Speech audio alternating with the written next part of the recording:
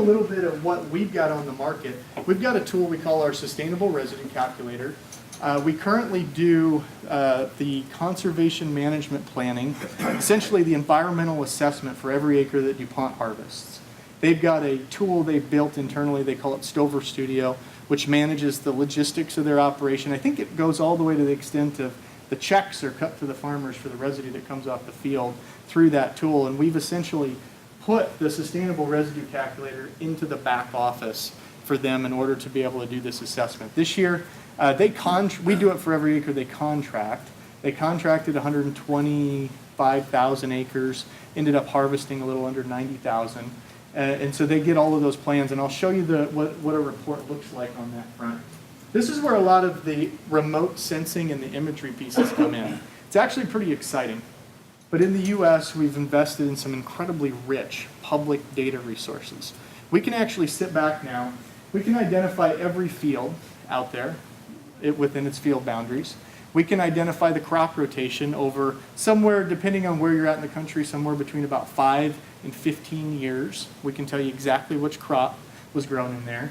We've certainly got the soils data underpinning that so that we can come back and we can look at productivity, both with satellite imagery and with basic soil properties. Okay, and from there, we can turn around and use something like conservation planning to take a proposed supply chain, and this is an actual prospecting assessment that we did for a group, and tell them which fields within their 50-mile radius they could go implement their residue harvest practices sustainably before touching any information that anybody within that area has grabbed. Now, beyond that, we can actually bring in other public data resources like county assessor data. We know who owns what property. We know where that all resides. We can tell you from these fields what are the names and contact information of the people that you want to go talk to try and get that Stover contract signed. So we can make this really efficient. Right now, it's a door-to-door operation where these folks are out there knocking on every door with their sales pitch about how residue removal can impact their system, bring them some additional revenue, increase their yields, decrease their fertilizer management costs, all of these kinds of pieces, right? And what we can do is we can actually get them to go exactly to the doors in a priority list where you start with the biggest fields that are the most sustainable and on down the list. And this is a picture of what Stover Studio looks like from the DuPont supply chain, certainly with some of the private information blacked out, and the kinds of maps that come out of that in terms of how that system works. So here's your field trial site that was worked on this year. We did just a really quick assessment on how this looks. And what you can see is there's 3 different soil types that touch this field, but it's very much dominated by this Brisbane loam, which is good as it turns out. That's definitely the better soil of the 3 in the mix. So we've come in and first thing we have to do is get an operation list. We make this very quick. You can move through your operation list through web tools in a matter of a minute or two, particularly if you've got it fresh in your mind. And these things will tend to repeat themselves, so you can leverage that data moving forward. Okay, characterize the crop rotation. In this case, you're looking at the operation list as it put together for something that looks like a 50% stover removal kind of system. So for this field, we've used a series of different models, and interestingly enough, on the soil carbon side, these models don't necessarily agree in this context, and it's not uncommon for us, and it's actually very informative for us. If we come in, you've got 3 different stover removal levels. I hope everybody can see that okay. We ran it at a 0%, a 30%, and a 50% stover removal. The rest of the rotation was held constant. What we find is erosion is not a concern. We're very flat here. We're not seeing any major concerns on the erosion front. The carbon is very, very touchy. And this is sort of this is common with the kinds of soils and the kinds of topographies that you guys are going to be working on. We find with the conservation planning system that these numbers get less and less positive, right? They get closer and closer to 0 as you take more, but we're staying in the operational realm here, right? So we're staying positive. Now, we also can run models as part of this that do the entire carbon and nitrogen cycle. So we can get what's happening with all of our different nitrogen processes, what are our soil gas fluxes, all of those sorts of pieces from a simulation framework standpoint. What we see here, the 2 soils that just covered the corners, performed pretty poorly in all cases under these simulated conditions.